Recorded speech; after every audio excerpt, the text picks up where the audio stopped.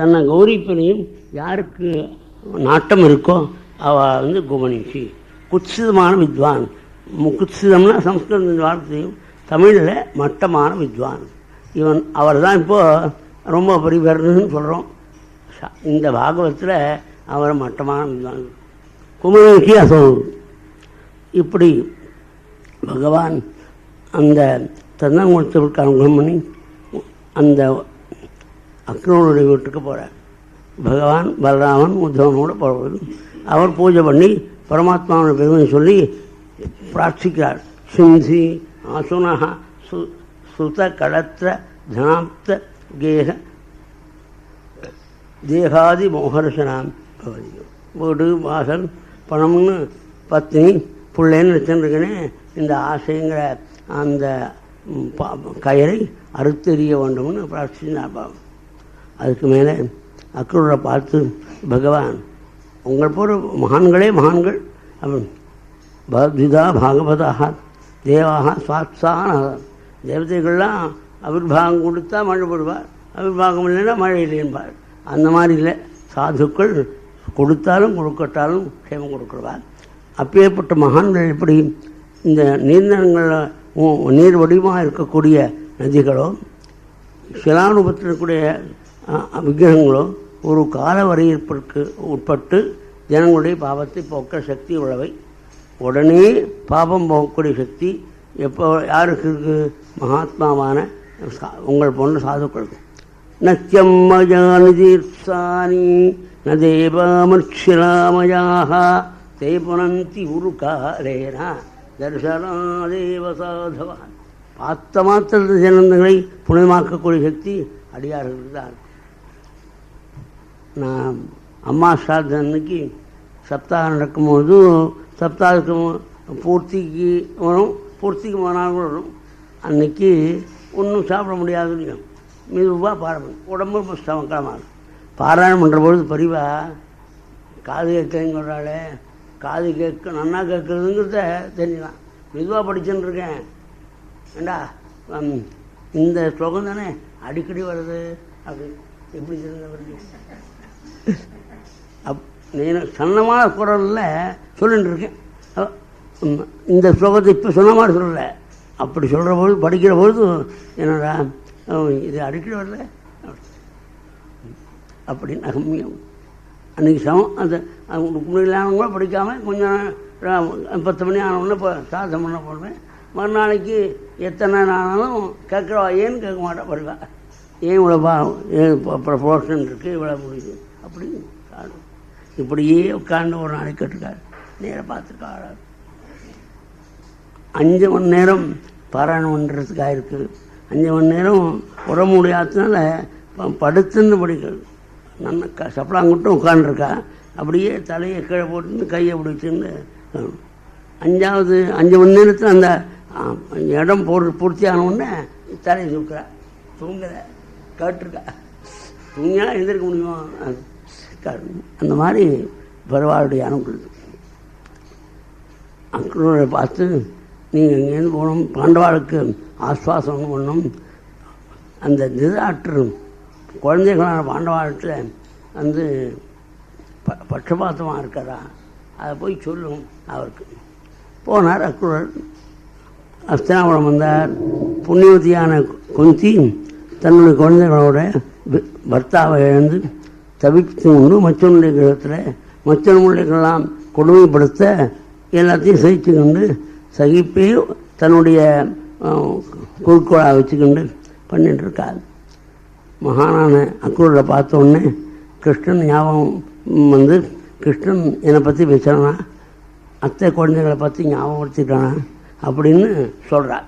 கிருஷ்ண கிருஷ்ண மகாயோகின் விஸ்வாத்மன் விஸ்வபாவனா பிரபன்னாம் பாகி கோவிந்த ஸ்ரீபிஸ்தமசீததீம் நானியத்தபதாம் போஜாத் பஷ்யாமி சரணம் நிருணாம் பிபியதாம் மிருத்யுசம்சாராத் ஈஸ்வரஸ்ய அபவர்கிகாத் நம கிருஷ்ணாய சுத்தாய பிரம்மணே பரமாத்மனே யோகேஸ்வராய யோகாய சுவாமகம் சரணங்கதா. இப்படி குழந்தைகளோட உன்னுடைய அத்தை கஷ்டப்படுறாள், இந்த கட்டங்கள்லாம் போக்கி அனுகிரகிக்கணும்னு உங்கள் கொள்ளுப்பாட்டி கதிர்னா பாடுறது துக்கிதாராஜன்னு பவதாம் பிரபிதாமகி. பிதாமகினா பாட்டி, பிரபிதாமகினா கொள்ளுப்பாட்டி. இப்படி கதிர்னான்னு எதுக்கு சொல்கிறார் இந்த விஷயத்தை சுகர்? அதாவது அன்னைக்கு கொள்ளுப்பாட்டி கதிர்ன புண்ணியம்தான் உன்னுடைய அம்மா கர்ப்பத்திலே நீ இருக்கும் பொழுது அஸ்வத்தாமான அஸ்வத்தினால வெந்து போன பொழுது பகவான் சக்கரபாணியாக வந்து உன்னை காப்பாற்றினான். அந்த கொள்ளுப்பாட்டி கதிர்ன புண்ணியத்தினால்தான் உன்னுடைய கடைசி காலத்தில் உனக்கு பாகவதம் சொல்ல இத்தனை நாள் வந்து சொல்லிட்டு இருக்கேன். அதனால் நாம் என்ன நினைக்கிறோம், நம்முடைய பெரியவாள் ஏதோ புண்ணியம் பண்ணியிருக்காள், அந்த புண்ணியத்தினால்தான் இந்த பாக்கியம். இன்னைக்கு பாகவதத்தில் இருக்கிற விஷயங்களை மட்டும் சொல்லிக்கிட்டு இருக்காரு, மற்றெல்லாம் போர் அடிக்கிறது அப்படிங்கிறார்.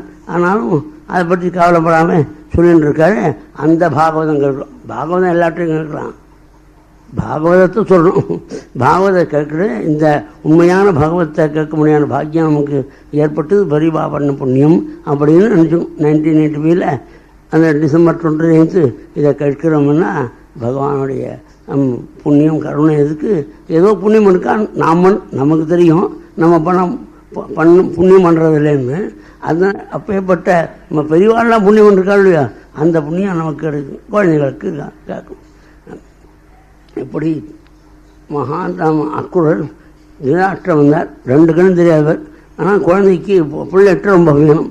அவர் சொல்கிறார் அக்குரல் சுவாமி, நாம் பண்ணுற பாவத்துக்கு நாம் தான் அனுபவிக்கணும்.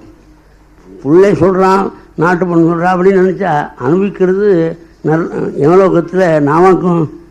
அப்படி தலையாட்டுட்டா பாப்போம் நமக்குன்னா அப்படின்னு சொன்னார்.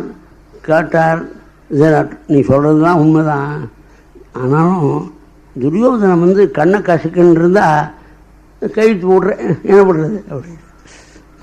அதாவது அந்த கண்ணு தெரியாத திருதராஷ்டிரருக்கு தன் உள்ள கண்ணு கசக்கினா கஷ்டப்படுறாருன்னா, நன்னா கண்ணு தெரியும்போது பையன் கஞ்சனம் விட்டாக சரி போய்ட்டு வாடா அப்படி அங்கேயும் இதெல்லாம் பார்த்துக்க, அங்கேயும் கோயிலாக இருக்கான் அப்படின்னு அவனை முதல்ல பரிவார்கிட்ட கேட்டதுனால அங்கெல்லாம் போகிறது நியாயம் இல்லைன்னொன்னே இவன் அழுவான். அதுக்கப்புறம் அதை போற்றி பேசுவோம், நீ இப்போ அங்கே தான் நான் வந்துட்டான், அங்கேயும் ஞாபகம் சொல்லுங்களாம் அப்படின்னு சொல்லி அங்கெல்லாம் பண்ணினா புண்ணியம் இல்லைன்னு பாகவதம் சொல்லிருக்க. அது யார் கேட்குறான்? அது குழந்தைக்கிற அபிமானத்தினால நீ அங்கே போப்பா, அங்கே இருக்கும் அப்படின்னு சொல்லுவேன். அந்த மாதிரி என் கண்ணு தெரியவா சொல்கிறதுல ஆச்சரியம் இல்லைன்னு தெரிஞ்சுக்கலாம். எங்கே போடுவா எங்கே போன்றவா தெரிஞ்சுன்னு இருக்கலாம், மனசில் வச்சுக்கலாம், வெளியே சொல்லக்கூடாது. மகாத்மாவான ஸ்ரீகிருஷ்ணனோட யுத்தம் பண்ணுறதுக்கு ஜராசந்தன் வந்துடான். அவனுடைய மாப்பிள்ளை இந்த கம்சன். நம்முடைய மாப்பிள்ளையை மதுமணி விட்டான், அவனோட சண்டை போடணும்னு ஜராசந்தன் 23 அக்ஷோணி சன்னத்தோட வரான். வரபொழுது மகானான கிருஷ்ணன் ஸ்மரிக்கிறார். உடனே வைகுண்டத்திலிருந்து தேர், கவச்சம், தனுசு, பானம், அமராத்துணி, கத்தி இதெல்லாம் வருது. பலராமனுக்கும் ஸ்ரீகிருஷ்ணனுக்கும் வந்து பலராமனோட யுத்தம் பண்ணியவன். பலராமன் 23 அக்ஷோணி யுத்தம் பண்ணி அவனை கட்ட போனார். அப்போ சமிங்கம் பண்ணார் பகவான், அவனை விட்டுருங்கோ, விட்டால் தான் அவன் சைன்யத்தை திரட்டிக்கிண்டு பூபாரம் எடுத்துக்க வருவான், அந்த சைன்யங்களாம் அழியலாம், பூபாரம் தொலைக்கலாம்னு சொன்னான். இப்படி 17 தடவை அவன் வந்திருக்கான். 18வது தடவை அவன் வரப்போகிறான்னு தெரிஞ்சது சாரன் மூலமாக. இது தவிர நாரதுடைய பிரேரனால காளையவனன்னு மேட்சராஜா 3 கோடி மேட்ச சைன்யத்தோடு படையெடுக்க போகிறான், நாளைக்கு வர பாந்துருந்தது. 2 பக்கம் எதிர்கள் வந்தால் ஜனங்களுக்கு கஷ்டமாக இருக்கும்னு வச்சு ஸ்மரித்த மாத்திரத்தில் விஸ்வகர்மா துவாரகையை சமுதிரத்தை நிர்மாணம் பண்ணாலாம். துவாரகாநாசம் அந்த நிர்மாணம் பண்ணுற பொழுதும் அந்த விஸ்வகர்மா தன்னுடைய இன்ஜினியரிங் ஸ்கில் எவ்வளோ உண்டோ அவ்வளோ முழுமையும் காட்டினான். தொற்றா காட்சின தரிசித்தம் அப்படின்னு வார்த்தையானது இங்கே கிடையாது, அதை பார்க்கணும். 79வது அத்தியாயத்தில் இருக்குது. தொற்றா காட்சி இருந்துச்சு. உடனே அது இங்கே இருக்கு பார்த்தா கிடைக்காது, அவர் பார்த்துன்னு இருப்பார், கதை மேலே தொற்றா காட்சின்னு காட்சி. அதாவது அங்கே இருக்கிறது இங்கே சொல்கிறது, எங்கே இருக்கோ எங்கே பொருத்தமாக இருக்கோ அது. அந்த துவாரகையை நியமனம் பண்ணி பகவான் அவ்வளோ ஜனங்களையும் யோக சக்தியினால் முதலிலிருந்து துவாரகைக்கு சேர்த்தான் பரமாத்மா. இந்திரன் சுதர்மாங்க சபையை கொடுத்தான், குபேரன் 8 நிதிகளை கொடுத்தான், வருணன் 1000 குதிரைகளை கொடுத்தான்னு சொன்னார். அடே கதையை போய் இப்படி சொல்கிறவன் அப்படின்னு நினச்சி சுகர் சமாளிச்சுக்கிறார். பகவானுடைய அனுகிரகத்தினால இந்திர பதவியும் குபேர பதவியும் வருண பதவியும் வந்தது. அவன் பரமாத்மா பூலோகத்தில் வந்தபொழுது மனுஷனாக தனக்கு கிடைச்ச திரவியத்தை பகவத் அர்ப்பணம் பண்ணான்னு சொன்னோம். சர்வம் பிரத்யர்ப்பயாமாசு ஹரவு பூமிகதே. சரி, அவனும் கிரகிச்சினார் பகவான். அதற்கு மேலே அந்த நாரதர் சொல்லியிருக்கிறபடி காளையவனின் சம்ஹாரத்துக்காக பகவான் புறப்படும்போது தன்னுடைய திருமேனியில் திருவாயுதங்களை வர்ணிக்காமல் மகான் நாரதர் மூச்சும் தன்னை எப்படி உட்காந்துருக்கார். அதனால் இந்த காளையவன் மிரட்டும் பொழுது பரமாத்மா வனமாலை முதலிய ஆபரணங்களோடு ஆனால் ஆயுதங்கள் இல்லாமல் ஓட ஆரம்பித்தான். ஏய் ஓடாரா, இது கொடுத்த பிறந்தேன்னார். நான் ஓட வேண்டிய காலம் ஓடுறேன்னா.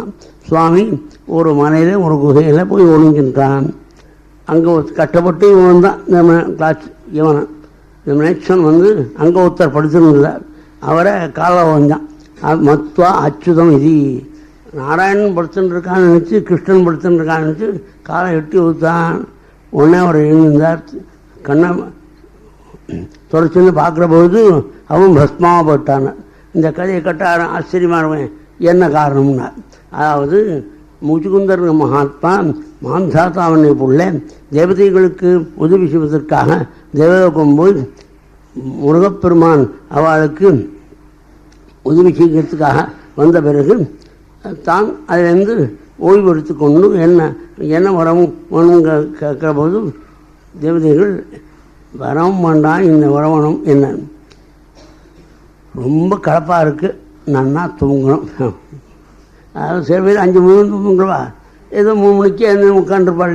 இதனால் இந்த 15 நாள் முடிஞ்ச மாதிரி அன்றைக்கும் பழையபடி 5 மணி வரையும் தூங்கலாம் அப்படின்னு நினச்சிக்கிற மாதிரி இவர் நன்னா தூங்குறதுக்கு சௌரியம் வரணும்னா, அதாவது நீர் தூங்குற பொழுது யார் எழுப்புறாளோ அவளை முதல்ல பார்க்குற பொழுது அவள் பஸ்மமாக படுவாள்.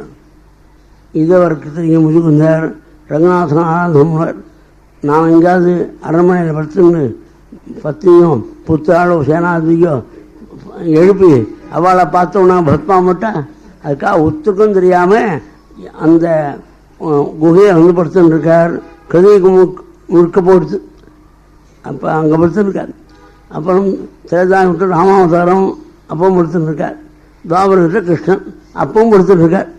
அவரை எழுப்பி பகவானுக்கும் தூங்கி கொண்டு உள்ள ஜீவனை எழுப்பி அனுகிரகம் பண்ணுறது கிருஷ்ணனுடைய கருணை.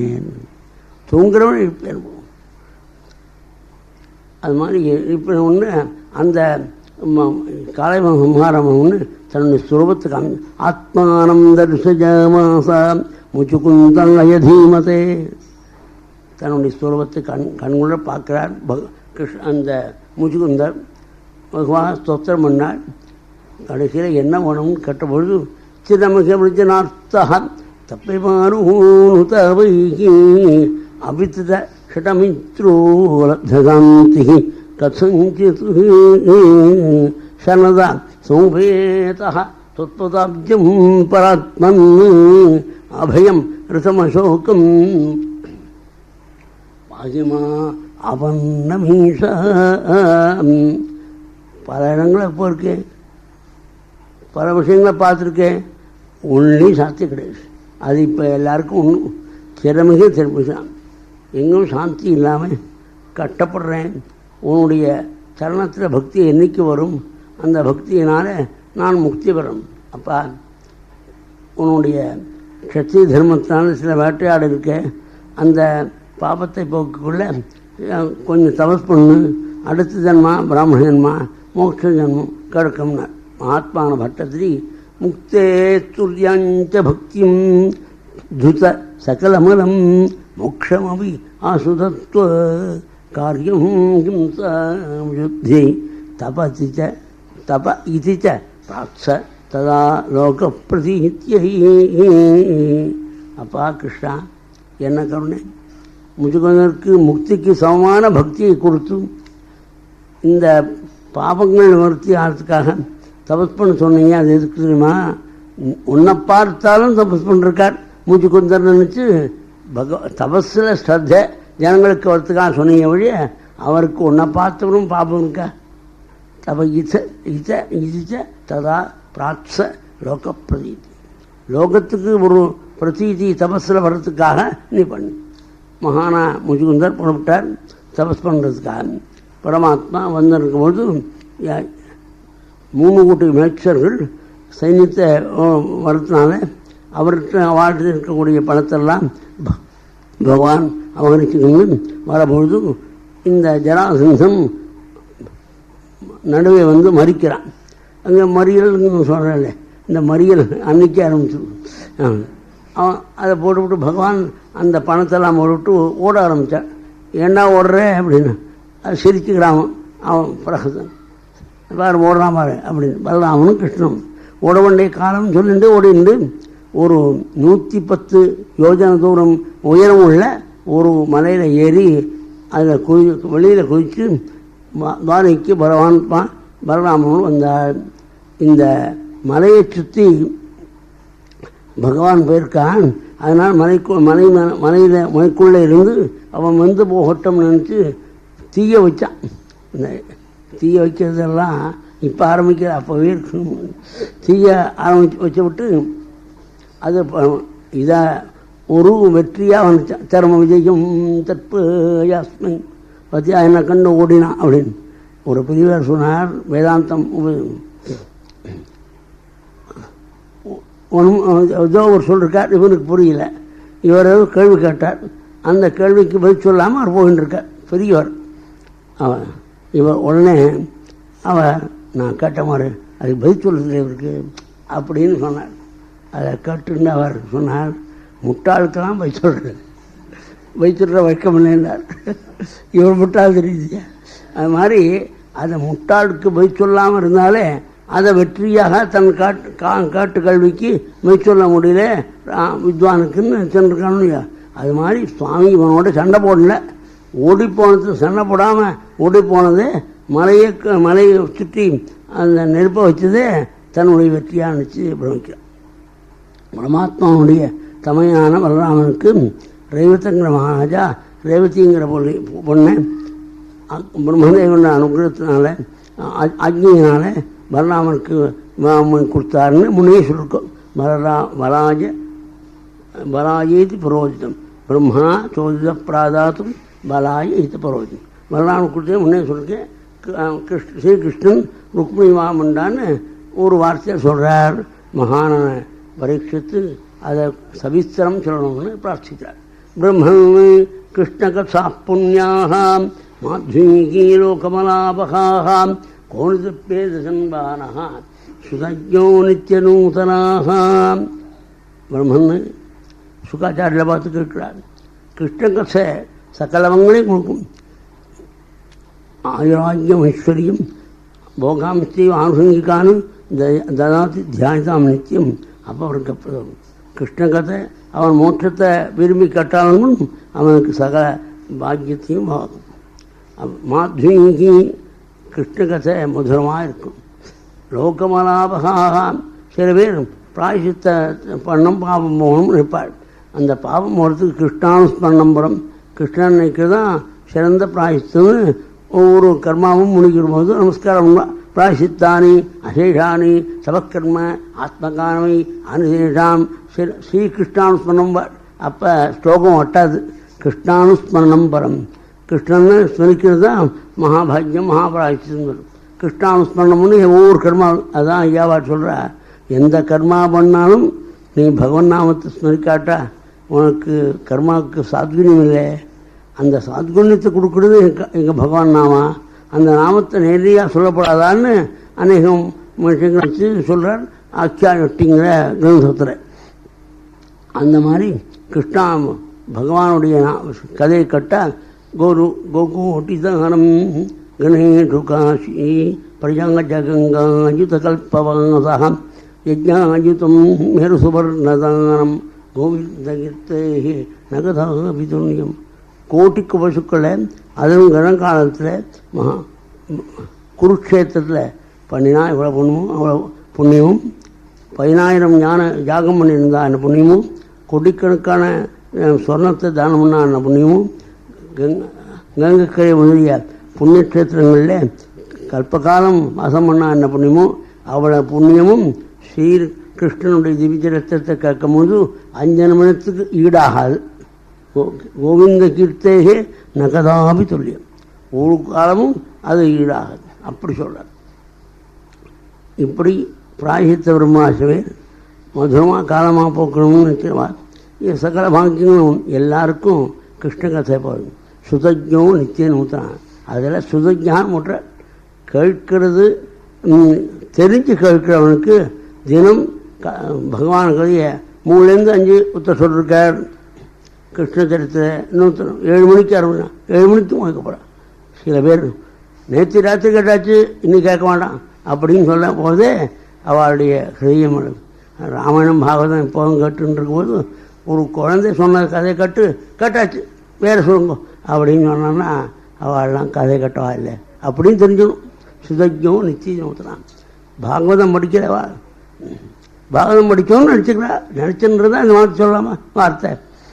சுதஜ்ஞம் நிச்சயம் பகவானுடைய கதையை கேட்டு போதுன்னு திருப்தி இருந்தால் அவன் கதை கட்டுவன். அவனை சம்ஸ்கிருதத்தில் பாகவதத்தில் பசுக்னு சொல்கிறான். வீணா பசுக்னாது. கசாப்பு கடைக்காரனுக்கு தான் திருப்தி வருங்கிறார். பசுவும் பிராணியும் பண்ணுறவனுக்கு தான் கதை கட்டு போகிறோம்னு இருக்கிறார். அப்படி சொல்கிறார் மகான். ஆனால் அந்த இதெல்லாம் கேட்டுக்கூட நீதி கேட்டாச்சுன்னா அகரகம் சமயக் பிபத் ராமாயணத்தில் தியான ஸ்லோகத்தில் தினந்தோறும் ராமாயணம் கேட்குறவங்களுக்கு கேட்டாச்சுன்னா இப்போ தான் ராமாயணம் வந்து அப்படின்னா ராமாயணம் கேட்குறவன் அகரக சமயக் பிபத்தியாது. தினந்தோறும் ராமாயணம். நேற்றுக்கு ராமாயணம் முடிச்சிரு இன்றைக்கி 100 ராமாயணம் ஆரம்பிக்கிறோம்னா கேட்கணும். கேட்டு இப்போ தான் கேட்டேன் சொல்கிறேன் அப்படின்னா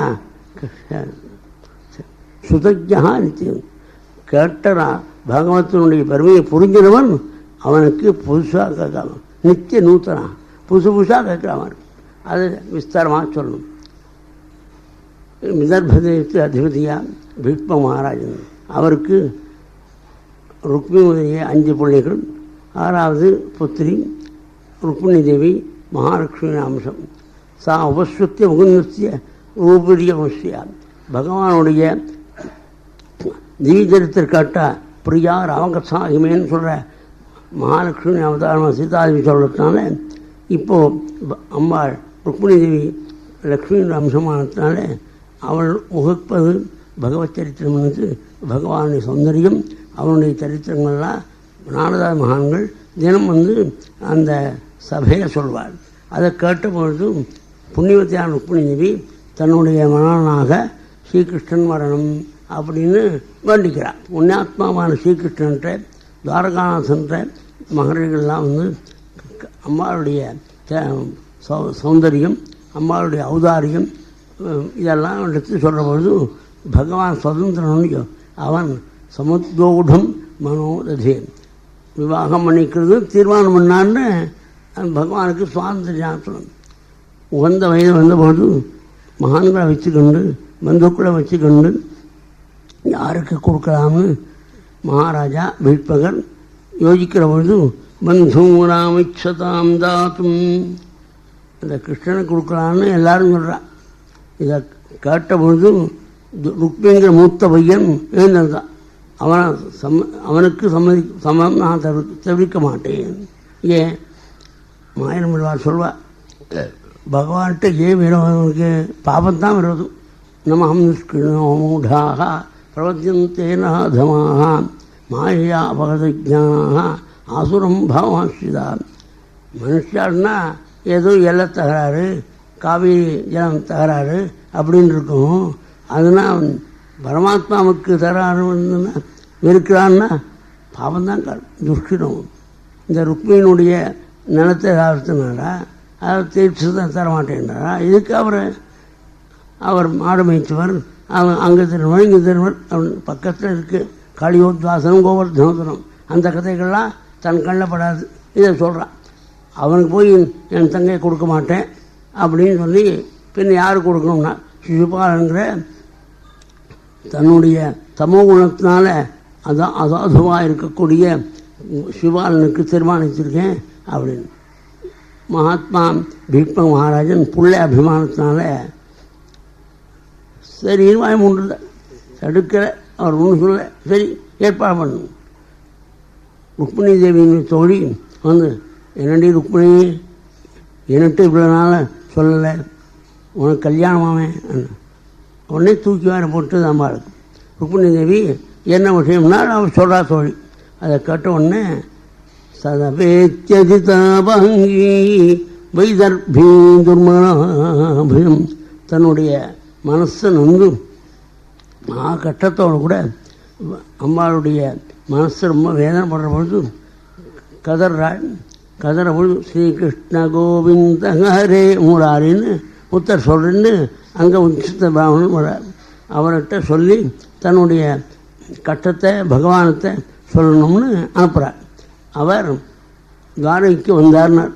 அவர் எவ்வளோ தூரம் வந்தார் எப்படி பண்ணார்னு இங்கே சொல்லலை.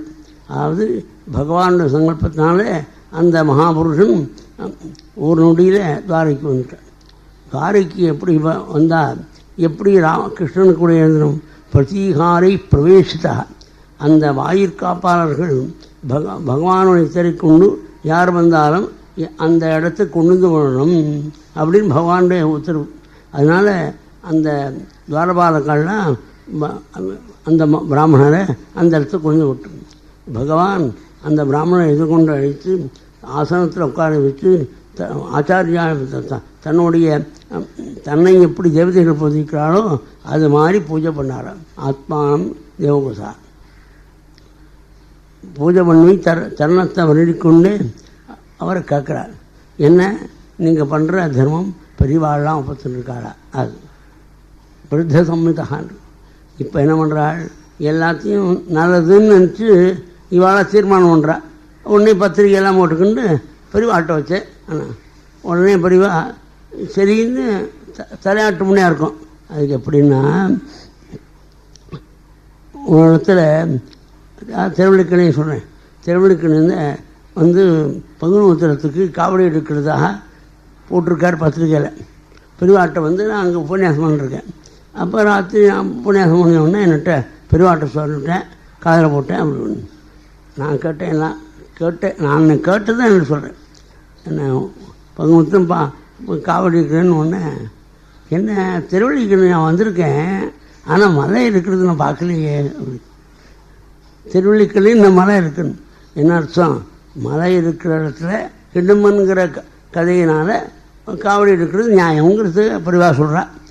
இவர் அதுக்கப்புறம் அஷா போச்சு மெதுவாக கை பேசுகிறார், போட்டுட்டேன் நடத்தும் நல்ல காலம் அப்படின்னு அர்த்தம். இவர் என்கிட்ட சொல்கிற மறுநாள் கிழமை நம்ம ஊரில் வந்து திருநெல்வேலியில் காவடி எடுக்கிறதுக்கு ஒப்புத்தம் விட்டா பெரியவாள் அப்படின்னு எனக்கு தெரியுமே என்ன சொன்னான்னு சொல்லாமல் இப்படி தர்மம் நீ ஒருவர் பண்ணுறக்கூடிய தர்மத்தை பெரியவாள்லாம் ஒப்புத்துக்கண்டா தான் தர்மம். அது இல்லாத இது ஆபஸ்தம்பர் தர்மசூத்திரத்திலே எம் பிரசந்தி ஆர்யாக சதர்மஹா. மகான்கள்லாம் எதை கொண்டாடுறாளோ அதான் தர்மம். அப்படி தர்மத்துக்கு லட்சணமே புஸ்தகப்படி இருக்குன்னு சொல்ல. எம் பிரசந்தி அதர்மம் ஆர்யாக சதர்மஹா. எல்லாரும் மகான்கள்லாம் கொண்டாடக்கூடிய தர்மம். அதெல்லாம் இதுக்கு விரோதமாக இருக்குது அதர்மம்.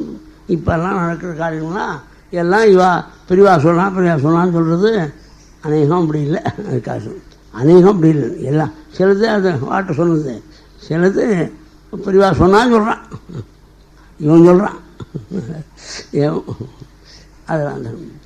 நீ அப்படி தர்மத்தை பெரியவாள் ஒப்புக்கொண்டதை எவன் ஒருவன் தர்மத்தை கவனிக்கிறானோ, அந்த தர்மத்தை அனுஷ்டிக்கிறானோ, அந்த தர்மமே சகல மங்களையும் அவனுக்கு கொடுக்கும். சகி அக்கிரஸ்ய அஸ்ய அக்கிர காமதம், எல்லா விதமான இஷ்ட லாபத்தையும் அந்த தர்மையும் கொடுக்கும். இது சொன்னால் புரியாது.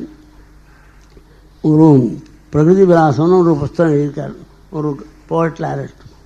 அதில் சரஸ்வதி தேவி ஸ்தோத்திரத்தில் அவர் சொல்கிறார், சரஸ்வதி தேவி உன்னை ஸ்தோத்திரம் பண்ணாப்படாதா, நீயே சகல உன்னையும் கொடுப்ப, துர்கா லக்ஷ்மி சரஸ்வதி நல்லா ஒத்துருக்கா. ஆனால் சரஸ்வதி விலாசம் வந்தவுடனே வேறு தீபத்தனை பேசுகிறா அப்படிங்கிறதுக்கு அவர் சொல்கிறார். காமதேனு